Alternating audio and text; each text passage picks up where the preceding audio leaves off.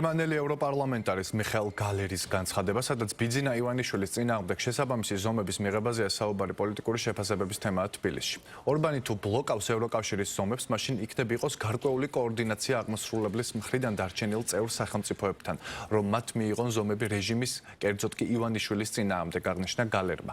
ევროპარლამენტის საგარეო ურთიერთობათა კომიტეტზე სიტყვით გამოსვლისას მან თქვა, რომ ივანიშვილი არის საფრანგეთის მოქალაქე.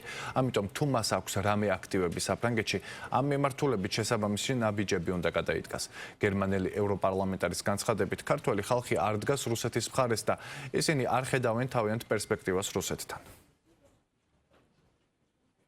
ვიმედოვნებთ, რომ კიდევ უფრო გაჩქარებული წესით მოხდება საფრანგეთში მისი არამხოლოდ სანქცირება, არამედ სხვა სამართლებრივი ზომების გატარებაც. სამწუხაროდ ვიქტორ ორბანი ჩამოყალიბდა ივანიშვილის უერთგულეს მოკავშირედ და ნებისმიერი სახით მის მიერ რაიმე ტიპის გადაწყვეტილების ჩახშობა ან ბლოკირება არის გადასარევით უკვე იქნება გვერდითალა.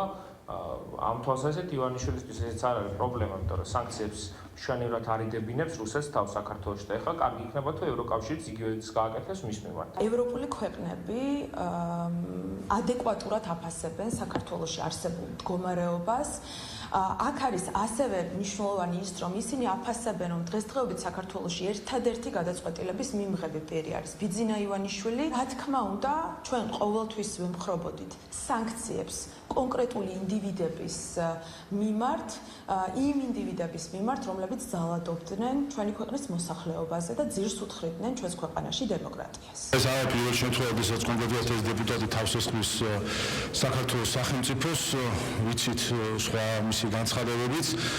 ერთ-ერთი მე ავტომატს გამოვეხმაურე, იყო ის, რომ ხანახან არის საუბარი, რომ საბჭოთა კავშირს მივადარებთო.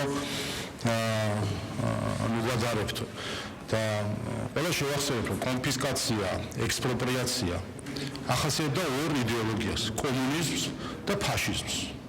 ასე რომ დიახაც, როდესაც ასეთი იდეები უჩნდება თავში ევროპარლამენტის წევრებს, რომ იმის საკუთარ პოლიტიკურად მათთვის მიუღებელ შეიძლება ჯგუფებს ან ადამიანებს ქონებები ჩამოართვან, კონფისკაციები ჩაატარონ და ექსპროპრიაციები, ეს სხვა არაფერი არის, თუ არა ღრმად საბჭოთა აზროვნება.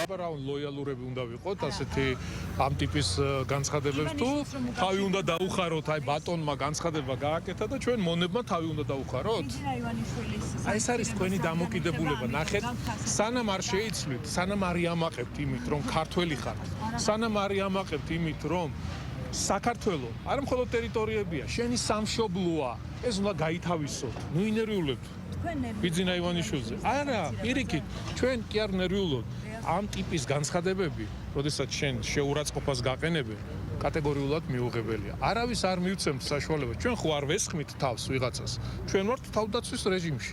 ვიცავთ ჩვენ ინტერესებს, ვიცავთ ჩვენ სამშობლოს და ამ ქვეყნის მომავალს.